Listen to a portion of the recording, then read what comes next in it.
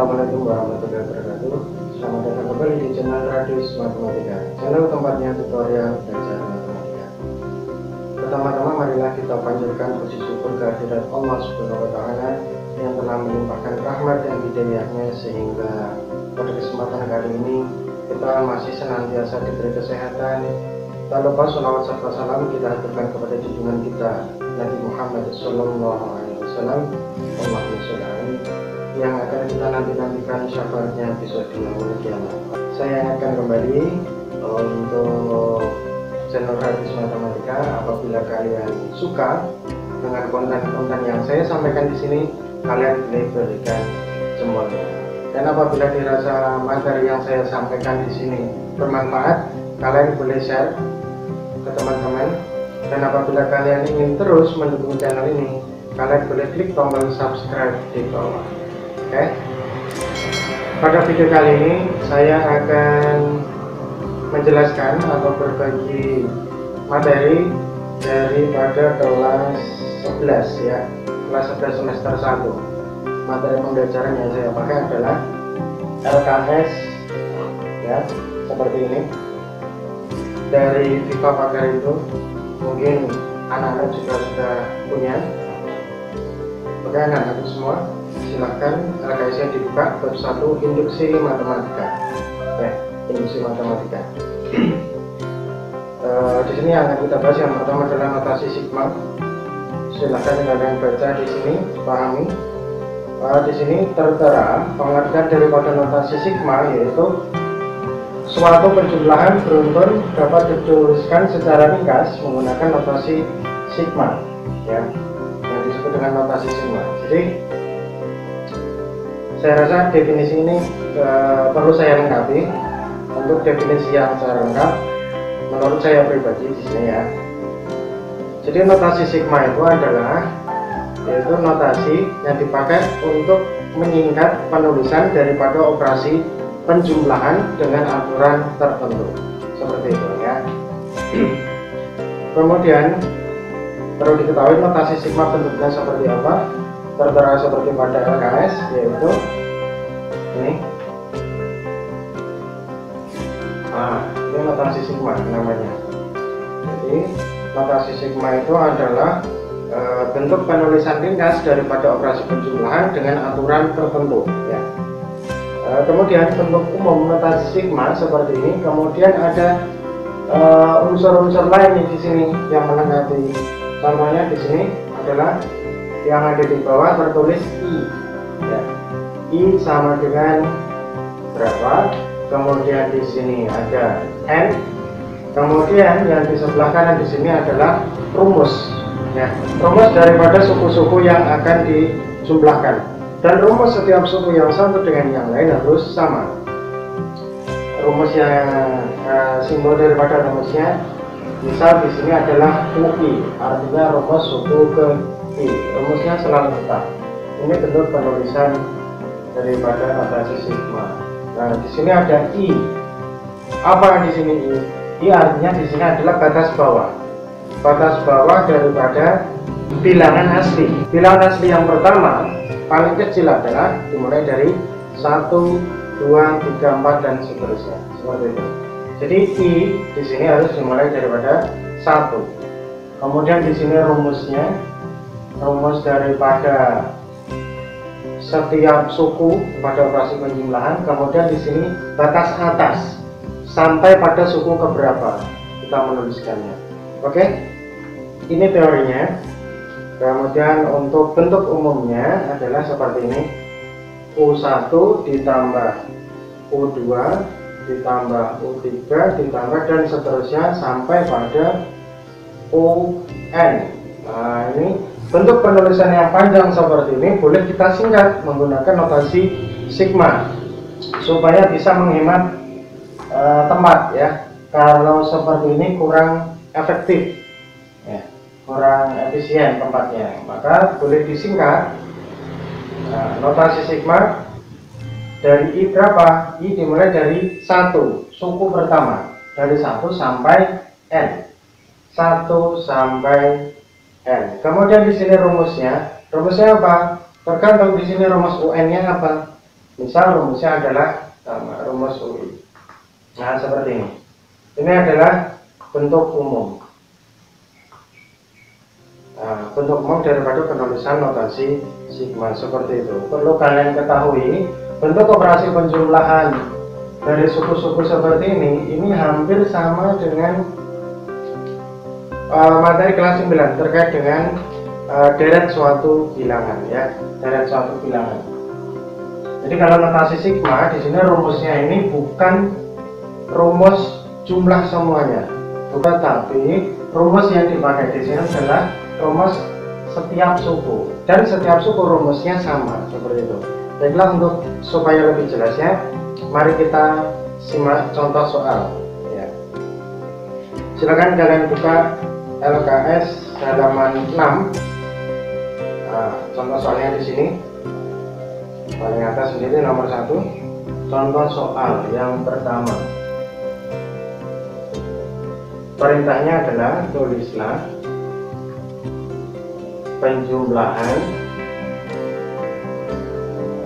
tulis penjumlahan 2 ditambah 4 ditambah 6 ditambah 8 ditambah 10 tambah 12 ditambah 14 dalam bentuk notasi sigma. Nah, seperti itu. Itu soalnya, tulislah bentuk penjumlahan ini ke dalam bentuk notasi sigma yang lebih singkatnya. Nah, seperti apa? Simak penjelasannya seperti ini. Jadi dalam penulisan notasi sigma itu harus kita ketahui dulu batas bawahnya berapa, kemudian batas atas, kemudian rumus formula yang digunakan untuk setiap suku. Jadi langkah pertama kita tentukan dulu rumus sukunya, ya.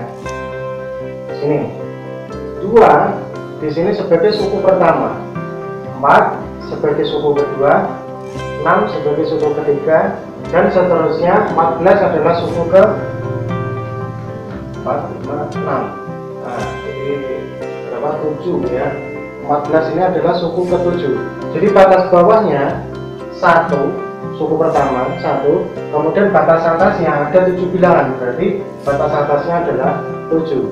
Kemudian kita tentukan ini, kita tulis saja dulu batas atas, kemudian batas bawah. Batas bawahnya dimulai dari suku pertama, berarti 1. Kemudian batas atasnya karena ada melibatkan 7 bilangan, maka batas atasnya adalah 7, seperti itu. Kemudian rumus UN atau rumus suku KN, ini yang jadi masalah. Rumus suku KN itu pernah kalian pelajari, sama artinya mencari pola bilangan. Kelas 8 sudah pernah, kelas 9 diulas kembali. Saya rasa kalian paham. Kita uraikan coba di sini. 2 itu sebagai suku pertama. Suku pertama nilainya adalah 2. Kemudian suku kedua 4, suku ketiga 6, suku keempat sama dengan 8. Kemudian suku kelima berapa ini? 10, suku ke-6 12, suku ke-7 14, seperti ini. Kita harus tentukan formulanya dulu, rumusnya dulu. Langkah pertama ini, suku ke-1, suku pertama, suku ke-1 harus melibatkan angka 1. Kita tulis saja dulu. Nah, gitu. Suku kedua harus melibatkan angka 2. Begitu seterusnya secara berurutan. Kemudian di sini 3, kemudian 4, kemudian di sini 5, kemudian 6, 7. Nah, seperti ini. Kemudian langkah apa selanjutnya? Kita coba-coba teman-teman, ya. Kita coba-coba. 1, suku pertama nilainya adalah 2. Tapi kalau di sini 1 supaya bisa jadi 2, maka harus dioperasikan, boleh penjumlahan, boleh perkalian dan sebagainya. Misal 1 supaya bisa jadi 2 maka harus ditambah 1. Nah, tambahkan 1 di sini. Kemudian rumus seperti ini harus dipakai untuk semua pada bilangan yang tertera di sini. Maka harus tambah 1, tambah 1 dan seterusnya. Coba kita cek 1 ditambah 1 betul? Betul ya, nilainya 2. Kemudian 1 ditambah 2, apakah betul nilainya 4? Salah. Nah, berarti kalau 1 saja formula yang ada yang salah, berarti rumus atau formulanya nggak boleh dipakai yang seperti ini. Berarti harus kita coba cari cara yang lain. Nah, misal ini kita hapus, kita coba lagi. Kalau tadi itu operasinya penjumlahan, maka yang sekarang kita coba dengan operasi perkalian. 1 supaya bisa menjadi 2 maka harus dikali berapa? Dikali 2. Kemudian rumus ini kita terapkan ke semuanya. Kali 2. Kita cek 2 kali 1 2, betul. 2 kali 2 4, betul. 2 kali 3 6. Nah, ternyata kok betul semua. Ini langsung kita terapkan di bilangan-bilangan yang lain. Jadi 2 kali 5 10, betul. 2 kali 6 12, 2 kali 7 14. Ternyata betul di sini. Berarti rumus yang kita gunakan adalah 2 kali ya. Ini bilangannya hanya sampai 7. Bagaimana kalau bilangnya sampai pada ke n? Artinya suku ke n. Maka di sini berapa nilainya kita nggak tahu. Yang penting adalah rumusnya. Berarti di sini mengikuti 2 kali 2 kali 2 kali 2 kali. Di sini juga 2 kali. 1 2 3 4 5 6 7. Kalau di sini sampai n, maka di sini juga ikut n. Nah, maka rumus UN yang kita gunakan adalah ini ya, 2n. Langsung kita tulis rumus UN-nya adalah 2n seperti ini. Setelah ketemu rumus, kemudian ada batas bawah, ada batas atas, langsung kita dapat menuliskannya bentuk yang seperti ini ya. Nah, ini bisa kita tulis notasi sigmanya menjadi dimulai dari suku pertama, batas bawahnya 1, berarti I sama dengan 1. Kemudian batas atasnya ada 7 bilangan. Nah, berarti sampai 7. Dari 1 sampai 7 dengan rumus 2n yang telah diperoleh tadi ya. Nah, 2n karena di sini dimulai dari I, maka rumusnya adalah 2i seperti itu. Nah, seperti itu teman-teman. Mungkin ini yang dapat saya jelaskan untuk pertemuan yang pertama kali ini. Kalau dirasa nanti kalian masih belum paham, silakan kalian tinggalkan pertanyaan di kolom komentar di bawah. Insya Allah nanti saya akan balas. Kemudian di sini jangan lupa kalau kalian betul-betul sudah paham dan ini dirasa bermanfaat, kalian boleh share ke teman-teman untuk teman-teman yang belum menonton supaya bisa mengerti dan memahami tentang bagaimana cara penulisan notasi sigma yang benar ya. Jangan lupa kalau kalian sudah menonton video saya kali ini, kalian boleh klik tombol subscribe di bawah. Oke, ini yang bisa saya sampaikan, semoga bermanfaat. Terima kasih. Assalamualaikum warahmatullahi wabarakatuh.